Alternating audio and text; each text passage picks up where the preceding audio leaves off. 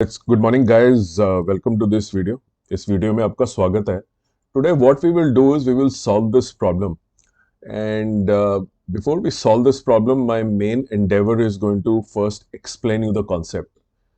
The problem is a lot of solutions are given in Google, but there is hardly any solution which gives the logic or explanation of what has been done. तो Google बाबा बहुत सारे answer आपको दे देंगे, इस question के मिल भी जाएंगे। मैंने भी चेक करे, लेकिन किसी ने कुछ समझाया नहीं कि ऐसा करा क्यों गया। राइट, आंसर की जस्टिफिकेशन किसी ने नहीं दी। गूगल बाबा से आंसर देखा, आगे बढ़े, आपको कुछ भी समझ में नहीं आएगा। फिजिक्स इस तरह से नहीं करी जाती। मेरा एकमात्र चैनल है जहां पे एम्फोसिस एक्सप्लेनेशन के ऊपर है, समझाने के ऊपर है, और उसके बाद ही मैं इसको सॉल्व करूंगा। उसके बिना मैं सॉल्व नहीं करूंगा जब तक मैं एक्सप्लेन नहीं कर दूंगा। मेरे चैनल पे 2000 वीडियोस हैं, लगभग 2000 हैं, और उसी डायरेक्शन में जा रहे हैं। आप जरूर उसको फॉलो करें और एक एक क्वेश्चन को देखें, और सारा जो क्वेश्चन है वो एक्सप्लेन्ड है बेसिकली। राइट, तो जब तक आपका लॉजिक और कॉन्सेप्ट डेवलप नहीं होगा, आप फिजिक्स में कुछ खास कर नहीं पाएंगे। और इसलिए मैं देख रहा हूँ कि कंट्री के अंदर बहुत जो हालत है फिजिक्स की, बहुत बुरी है, और फिजिक्स से बच्चे डरते हैं और साइंस नहीं लेना चाहते, या उनका मेडिकल रह जाता है, या जेई का एग्जाम रह जाता है, क्योंकि फिजिक्स बहुत की quality of teaching is very poor, because explanation नहीं दी जाती है। राइट, यही रीजन है कि मैंने ये चैनल जो शुरू करा था, और इस चैनल पे मैं लगातार अब क्वेश्चन को एक्सप्लेन कर रहा हूं। आप इस चैनल को सब्सक्राइब करना ना भूलें। गूगल बाबा पे अपनी जिंदगी ना टिका दें। अपनी खुशहाली, अपनी भविष्य की जो लाइफ है, वो गूगल बाबा पे बिल्कुल नहीं टिकानी आपको, ये याद रखिए आप। और होता क्या है कि हमें बड़ा सोचना होता है, छोटा बिल्कुल ना सोचें। जितना बड़ा सोचेंगे उतना ही बड़ा होगा। तो पहली बात तो ये है कि आप बड़ा सोचने के लिए आपको मेहनत जरूर करनी पड़ती है, उसके लिए सेक्रीफाइस करना पड़ता है, उसके लिए तैयार रहें। लेकिन जब वो चीज निकलती है, बड़ी चीज, तो आपको उतनी ही वो आनंद देती है। राइट, तो आनंद के लिए ही आप स्ट्राइव करें। आपकी लाइफ भी बेटर हो जाएगी, आपकी फैमिली भी अपलिफ्ट हो जाएगी, और सबको अच्छा लगेगा कि आपने तरक्की करी है। और इसलिए गूगल बाबा के सोल्यूशन जो हैं, जो आपको कुछ सिखाते नहीं है, उनको इग्नोर करिए और उसी चैनल पे ध्यान दीजिए जहां पे एक्सप्लेनेशन पे जोर है। तो आइए अब इस क्वेश्चन को सॉल्व करते हैं। लेकिन सॉल्व करने से पहले क्या करेंगे? बिल्कुल ठीक, एक्सप्लेन करते हैं इसको। तो आइए करते हैं। क्वेश्चन के अंदर ये वेक्टर नोटेशन के ऊपर बेस्ड है। राइट, तो इससे आपको बहुत क्लियर हो जाना चाहिए कि फिजिक्स में वेक्टर का बहुत ज्यादा प्रयोग होता है, और वेक्टर को बिल्कुल इग्नोर नहीं करा। मेरी प्लेलिस्ट है जिसका मैंने नाम रखा था शायद maths for physics. Right, maths for physics, तो वो जरूर देख लें। उसके अंदर बहुत ही बढ़िया तरीके से उतना वेक्टर सिखाया गया है कि आप जो है फिजिक्स के क्वेश्चन बहुत आराम से कर लें। तो उम्मीद करता हूं आपको जो पिक्टोरियल डिपिक्शन है वेक्टर्स की, वो तो समझ में आ गई, लेकिन ये सिर्फ समझाने के लिए था, कॉन्सेप्ट डेवलप करने के लिए था। अब आते हैं कि सॉल्व क्या करना है। क्वेश्चन क्या है? क्वेश्चन है कि आपको सी की वैल्यू निकालनी है। सी की वैल्यू निकालनी है, इस तरह से निकालनी है कि जो work done by the force है, देखिए फोर्स ही वर्क डन करती है, वो वर्क डन एक बार जीरो आए, एक बार पॉजिटिव आए, एक बार नेगेटिव आए। क्या कॉन्सेप्ट लगेगा? देखिए मैं आपको समझा देता हूं कॉन्सेप्ट क्या लगेगा। देखिए ये आपका एक मास है। राइट, अगर फोर्स ऐसे लग रही है, और ये आपकी डिस्प्लेसमेंट है, और ये बॉडी मतलब यहां से थी, यहां तक पहुंच गई है, और ये एंगल इन दोनों के बीच में थीटा है। तो वर्क डन जो होता है that is given by F dot S. Right, ये आपको मालूम ही होगा। डिस्प्लेसमेंट इज ऑल्सो वेक्टर, मैंने डी लिखा है, ये डी लिख लीजिए आप बेशक। और फोर्स इज एनीवे वेक्टर। तो इसका आंसर क्या आता है? Magnitude of F into magnitude of D cos of theta, which is the angle between force and displacement. अब देखिए क्या होता है, हमें ये आगे आंसर हमारा वर्क डन का, क्वेश्चन भी वर्क डन के ऊपर है। अगर किसी भी दो वेक्टर्स का स्केलर प्रोडक्ट जीरो आए, मतलब वर्क डन जीरो चाहिए। देखिए फोर्स जीरो हो नहीं सकती, लग रही है, डिस्प्लेसमेंट भी हो रही है, लेकिन वर्क डन नहीं हो रहा कुछ भी। तो बेसिकली वर्क डन की जो साइन है कि वो पॉजिटिव होगी, नेगेटिव होगी, या जीरो होगी, मैग्नीट्यूड वाइज, वो डिपेंड करता है the angle between force and D के ऊपर। अब मैं आपको समझाता जाता हूं। मान लीजिए आपका angle theta is equal to 90 degree. मैं एग्जाम्पल के तौर पे आपको कह रहा हूं, मैं सॉल्व नहीं कर रहा, कॉन्सेप्ट ही समझा रहा हूं मैं। तो आपका वर्क डन कितना आएगा? Work done is equal to magnitude of force into magnitude of displacement to cos of 90 degree is equal to 0, right? फिर मैं बात क्या करता हूं, मैं बोलता हूं अगर थीटा फर्स्ट क्वाड्रेंट में है 90 टू 0, मतलब ये वाला जो एंगल इन दोनों के बीच में बन रहा है उसकी जो वैल्यू है वो यहां से यहां तक फ्लक्चुएट करती है, लेस देन 90 रहती है, लेकिन 90 एक हमने ले लिया तो यहां इसलिए मैंने इक्वल टू का साइन नहीं लगाया, ये सिर्फ लेस देन है, जीरो भी नहीं लगाया मैंने। तो वर्क डन देखिए, अगर मैं सेकंड सिचुएशन लूं, ये मेरी सिचुएशन नंबर 1 है, सिचुएशन नंबर 2 है, is equal to force into D into cos of theta where is, तो ये देखिए थीटा फर्स्ट क्वाड्रेंट के अंदर, ये वाला थीटा फर्स्ट क्वाड्रेंट के अंदर पॉजिटिव होता है, ये पॉजिटिव आंसर आएगा, तो work done is going to be greater than 0 sign. तो वेक्टर की टर्म्स में work done is positive when theta is between 90 and 0। इसका क्या मतलब है? इसका मतलब ये है कि देखिए अगर थीटा इज बिटवीन 90 एंड 0 तो फोर्स का कंपोनेंट जो भी आप लेंगे, लिखिए ये मैं 0 और 90 के बीच में बना रहा हूं, और ये मेरी डिस्प्लेसमेंट है, ये मेरा फोर्स का मैं वेक्टर चेंज करता जा रहा हूं 0 और 90 के बीच में। मैं 0 और 90 के बीच में जहां भी फोर्स का component along the direction of लूंगा, देखिए ये एफ और cos theta, F cos theta is the component of the force which is parallel to D. तो एफ का कंपोनेंट लिया मैंने, वो मैंने अगर इसका मैं थोड़ा सा कलर चेंज करके आपको समझाने की कोशिश करूं तो वैसे करके देख लेते हैं अगर आपको समझ में आता है। तो देखिए ये मैं इसके अंदर कलर चेंज करके आपको कंपोनेंट दिखाना चाहता था। तो एफ के मैं दो कंपोनेंट ले रहा हूँ, एक कंपोनेंट में ये ले रहा हूँ, दूसरा मैं कंपोनेंट ले रहा हूँ। ये कंपोनेंट हो गया एफ कॉस थीटा, ये कंपोनेंट हो गया एफ साइन थीटा।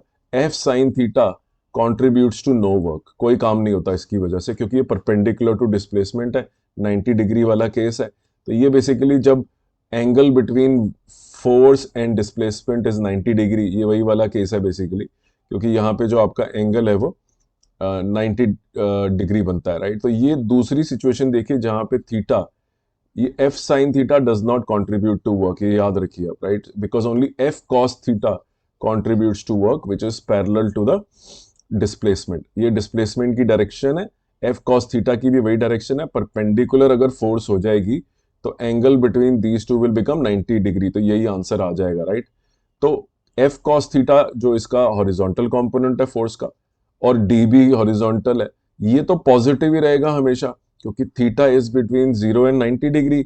जब 0 और 90 डिग्री के बीच में आप होंगे तो एफ कॉस थीटा, तो ये जब इनका प्रोडक्ट होगा मैग्नीट्यूड्स का, जो बेसिकली स्केलर, ये वेक्टर प्रोडक्ट नहीं है, मल्टीप्लीकेशन का साइन है, is equal to magnitude of F into magnitude of D cos theta. अब ये देखिए प्लस है, ये भी प्लस है, ये भी प्लस है। तो अगर फोर्स का कंपोनेंट एफ कॉस थीटा और डिस्प्लेसमेंट का कंपोनेंट, कंपोनेंट तो नहीं है, डिस्प्लेसमेंट वैसे ही रख लीजिए, स्ट्रेट ही जैसी दी हुई है, अगर ये दोनों पैरेलल हैं, राइट? अगर ये पैरेलल हैं, और तो ये पैरेलल कब होते हैं? जब एंगल थीटा जो है वो 90 और 0 के बीच में होता है, the work done will always be greater than 0, positive work आएगा। अगली सिचुएशन देख लेते हैं, situation number 3, when theta is between 180 degree and 90 degree, right? ये थीटा जो है 180 डिग्री और 90 के बीच में होता है। जब थीटा 0 और 90 के बीच में था तो वर्क डन पॉजिटिव था। अब क्या सिचुएशन आ गई है?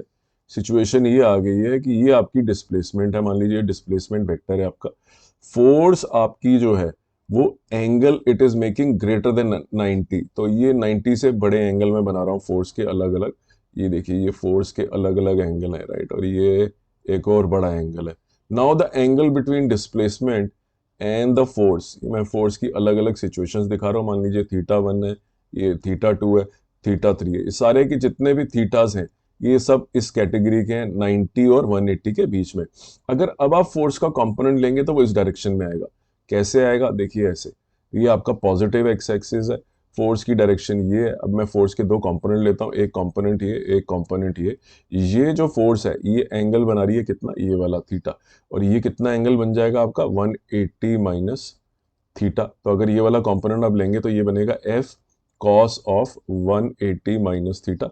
ये कंपोनेंट है F sine of 180 minus theta, मतलब ये कंपोनेंट जो है साइन वाला वो डिस्प्लेसमेंट के परपेंडिकुलर है, डिस्प्लेसमेंट ऐसी है, साइन थीटा का कंपोनेंट ऊपर है, तो साइन थीटा ये तो कुछ कंट्रीब्यूशन वर्क में करेगा नहीं, क्योंकि the angle between the F sine theta and D is 90 degree. तो दोबारा से सिचुएशन नंबर 1 आ जाएगी, that the angle between force and the displacement is zero. तो जो भी कंट्रीब्यूशन होगा वो इसकी वजह से होगा, हॉरिजॉन्टल कंपोनेंट की वजह से। आप देख सकते हैं हॉरिजॉन्टल कंपोनेंट बिल्कुल डिस्प्लेसमेंट के उल्टा है, डी और ये उल्टा है, तो ये आ गया आपका minus F cos theta. Minus F cos theta हो गया नेगेटिव डायरेक्शन में।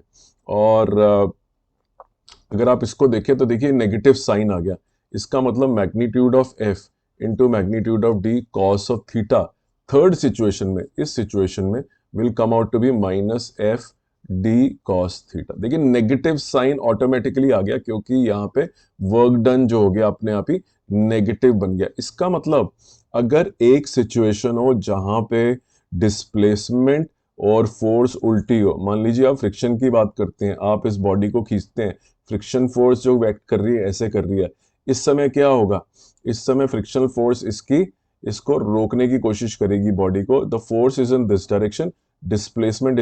कार को आप ब्रेक मारते हैं तो क्या होता है, आप जा तो आगे रहे होते हैं, लेकिन आपकी जो वो है फ्रिक्शनल फोर्स हो इस डायरेक्शन में, the net work which is done by the force of friction is negative, क्योंकि इसकी काइनेटिक एनर्जी कम करता है वो। एक और एडेड मैं आपको बता देता हूँ, जो फोर्स किसी बॉडी की काइनेटिक एनर्जी को रिड्यूस करे, काइनेटिक एनर्जी रिडक्शन अगर हो फोर्स के द्वारा, तो वो बेसिकली नेगेटिव वर्क कर रही है, राइट। लेकिन अगर कोई फोर्स, राइट, अगर कोई फोर्स काइनेटिक एनर्जी को इंक्रीज कर रही है, मान लीजिए बढ़ा रही है, तो it is doing positive work. ये भी एक देखने का तरीका है नॉन वेक्टर मेथड से। वेक्टर मेथड तो आपने देख ही लिया कि तीन सिचुएशन है, 90 degree, between 0 and 90, 90 and 180 degree, वो आपने मैथमेटिकली सारे सॉल्व करके लिए देख लिए कि एक सिचुएशन में आपका 90 डिग्री आता है जीरो, एक सिचुएशन 0 और 90 के बीच में पॉजिटिव वर्क, और 90 और 180 के बीच में नेगेटिव वर्क। ये तो हमने वेक्टोरली दिखा दिया कि वर्क पॉजिटिव और नेगेटिव कैसे होता है। फिजिकली आप किसी चीज को अगर ऑब्जर्व करें, ये सेकंड तरीका है पहचानने का कि वर्क डन इज पॉजिटिव। अगर बॉडी की काइनेटिक एनर्जी बढ़ रही है, then the work which has been done by the force on the body is positive.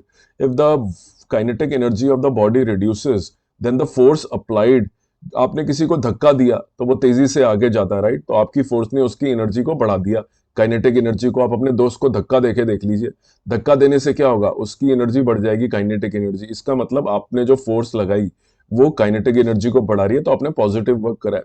वहीं आपका दोस्त बड़ी तेजी से दौड़ रहा है, साइकिल चला रहा है, आपने साइकिल को पीछे से रोक दिया, अब क्या होगा, आपने क्या करा, उसकी काइनेटिक एनर्जी को कम कर दिया, तो जो भी आपने फोर्स लगाई थी it was in opposite direction to the direction of displacement. आपका दोस्त साइकिल पे आगे जाना चाहता था, आपने पीछे से उसको रोक लिया, तो आपका जो वर्क डन है वो नेगेटिव है, क्योंकि आपने अपने दोस्त की काइनेटिक एनर्जी कम कर दी है। तो उम्मीद करता हूं कॉन्सेप्चुअली पॉजिटिव और नेगेटिव वर्क आपको थोड़ा थोड़ा समझ में आया। काफी डिटेल में मैंने समझाया आपको, क्वेश्चन करना बहुत आसान है ये वाला, अगर आपको ये सारी बातें समझ में आ गई हैं। ये समझना बहुत जरूरी है। गूगल बाबा के ऊपर जितने भी वीडियोस दिए, किसी वीडियो में मैंने इस तरह की एक्सप्लेनेशन देखी ही नहीं, विच इज वेरी सरप्राइजिंग कि यूट्यूब के ऊपर, वेबसाइट्स के ऊपर सॉल्व तो करा जा रहा है, लेकिन डिटेल्ड एक्सप्लेनेशन के नाम पे कुछ भी नहीं करा जा रहा। और मेरा ही एकमात्र चैनल है प्रोबेबली जहां पे एक्सप्लेनेशन ओरिएंटेड टीचिंग हो रही है, और बिल्कुल समझाया जा रहा है कि किस तरह से आपको न्यूमेरिकल अटेम्प्ट करने हैं, और इस तरह से करना है कि परमानेंटली आपके दिमाग में वो कॉन्सेप्ट बैठ जाए। उम्मीद करता हूँ ये कॉन्सेप्ट आपके दिमाग में अच्छी तरह से बैठ गया है। और अब हम क्या करेंगे, कॉन्सेप्ट समझ लिया, एक्सप्लेनेशन हो गई, जो मैंने आपको पहले ही प्रॉमिस करा था ये तो मैं करूंगा ही करूंगा। इसके बाद इस क्वेश्चन को मैं सॉल्व करूंगा, और अब बहुत आसान है। अब आपको क्या चाहिए, नॉलेज ऑफ स्केलर प्रोडक्ट। उम्मीद करता हूं स्केलर प्रोडक्ट आपको आता है, नहीं आता तो ये मैंने सीरीज का नाम लिखा हुआ है जो आपको सॉल्व करने में हेल्प करेगी। आइए पहला क्वेश्चन करते हैं। वर्क डन जो है has to be zero, right, तो वर्क डन जीरो निकालना है हमने। इसका मतलब क्या है कि जो फोर्स, और मैं दोबारा लिख रहा हूं, इनका डॉट प्रोडक्ट जीरो, मतलब एफ और डी और कॉस ऑफ 90 वाली सिचुएशन है इज इक्वल टू जीरो ही आती है। जब वेक्टर फॉर्म में लिखना है तो वेक्टर फॉर्म में ही लिख लेते हैं इसको, तो मैं इसको वेक्टर फॉर्म में लिख लेता हूं कि 8 मीटर आई प्लस सी जे, राइट। डॉट प्रोडक्ट किसके साथ, अच्छा सॉरी मैंने डी पहले लिख दिया, हमें लिखना होता है एफ पहले। तो मैं इसको यहाँ पे लिख लेता हूँ।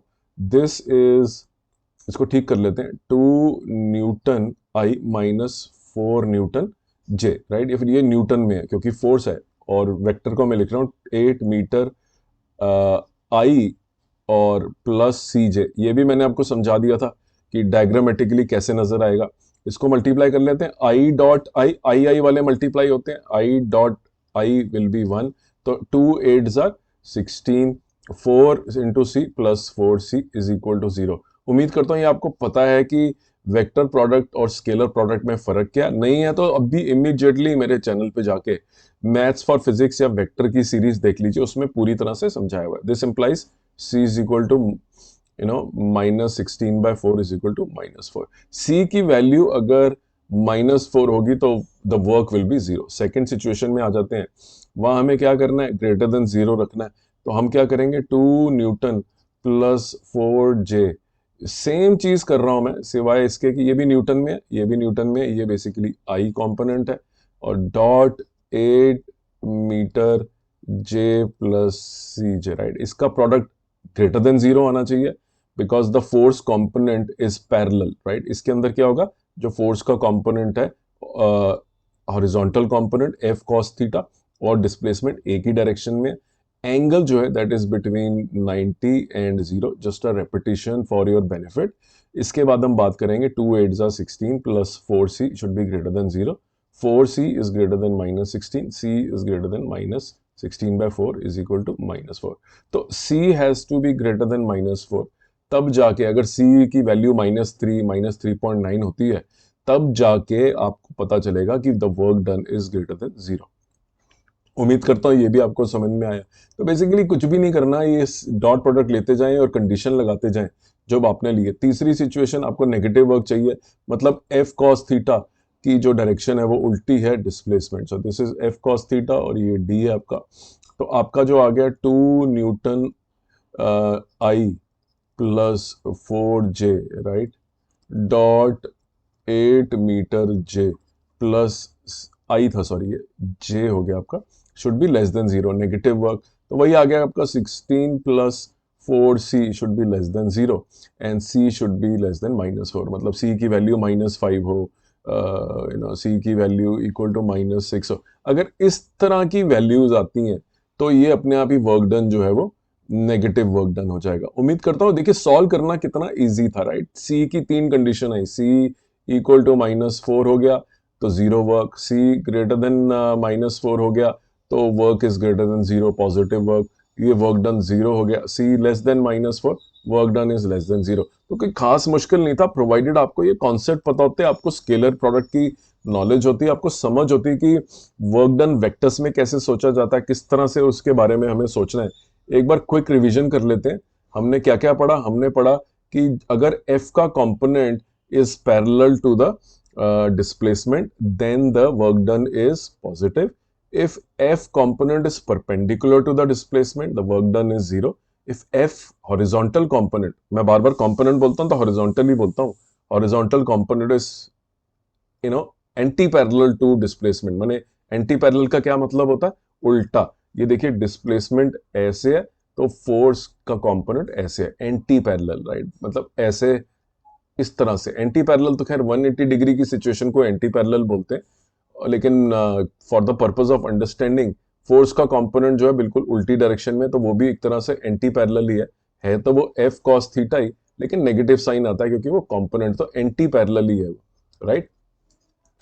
तो उम्मीद करता हूं आपको समझ में आया कि कैसे आपको वर्क के बारे में सोचना है, और वर्क का जो साइन है, पॉजिटिव और negative sign convention, that is very important. इसी तरह काइनेमेटिक्स के अंदर जाइए, साइन कन्वेंशन को समझिए, डिस्प्लेसमेंट, एक्सेलरेशन, डेसेलरेशन, वो भी बड़ा कंफ्यूजिंग होता है। मेरे चैनल पे 100 से ज्यादा न्यूमेरिकल काइनेमेटिक्स के सॉल्व है, एक को भी मिस ना करें।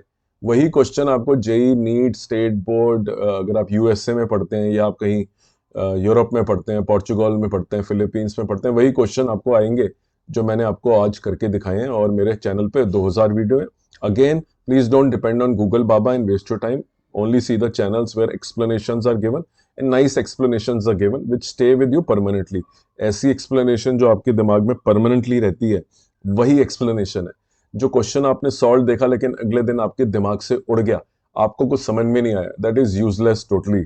और अपना भविष्य उज्जवल बनाएं. पढ़ाई अच्छी होगी तो फ्यूचर अच्छा बनेगा, बहुत अच्छा आपका लाइफ रहेगा, स्मूथ रहेगा, आनंद से भरा रहेगा. अपनी फैमिली को अपलिफ्ट करिए और बड़ा सोचिए, सबसे बड़ी इंपॉर्टेंट है. छोटा नहीं सोचना और बड़ा ही सोचना है. कॉम्प्रोमाइज मत करिए, बड़ा ही सोचिए, अच्छी रैंक लाइए, बड़ी से बड़ी रैंक लाइए. सेम फिजिक्स है, सेम मैथ्स है, सेम केमिस्ट्री है, सेम बायो है. बड़ा सोचने वाले जो हैं वो मेहनत ज़्यादा कर लेते हैं, मोटिवेशन ज़्यादा होती है. छोटा सोचने वाले कॉम्प्रोमाइज़ कर लेते हैं और बाद में मन मसोस के पूरी लाइफ बैठे रहते हैं. ऐसा ना होने दें अपने साथ. और अपना कीमती समय देने के लिए बहुत धन्यवाद. मेरे चैनल को सब्सक्राइब करें और विभिन्न प्रकार के अलग अलग न्यूमेरिकल सीखें और कोई भी न्यूमेरिकल मिस ना हो जाए, इसलिए सब्सक्राइब करना बहुत आवश्यक है. So thank you very much guys. शीघ्र ही मिलते हैं अगले के साथ. और पिछले वीडियोस भी देख लीजिए. मैकेनिक्स की सीरीज मेरी जो है और वो ध्यान से देख लीजिए. उसमें करीब इस समय सिर्फ मैकेनिक्स के अंदर ही 80-90 न्यूमेरिकल हैं. फ्रिक्शन के भी 20-30 न्यूमेरिकल हैं. मोमेंटम के भी अलग से न्यूमेरिकल हैं. काइनेमेटिक्स के हैं. तो प्रैक्टिकली मैकेनिक्स तो आप सीधा सीधा अगर आप 11th स्टैंडर्ड में हैं तो पूरी समझ लीजिए. सारे चैप्टर 11th और 12th के आपको इसके अंदर मिल जाएंगे. अभी मैं फिलहाल मैकेनिक्स पे कॉन्सेंट्रेट कर रहा हूँ. थोड़े टाइम के बाद मैं 12th का चैप्टर लूंगा और उसको भी सॉल्व करना शुरू करूंगा for the benefit of 12th standard student. So guys, thank you very much. Say no to Google Baba. Say yes to explanation channels which give you good concept understanding. Thank you.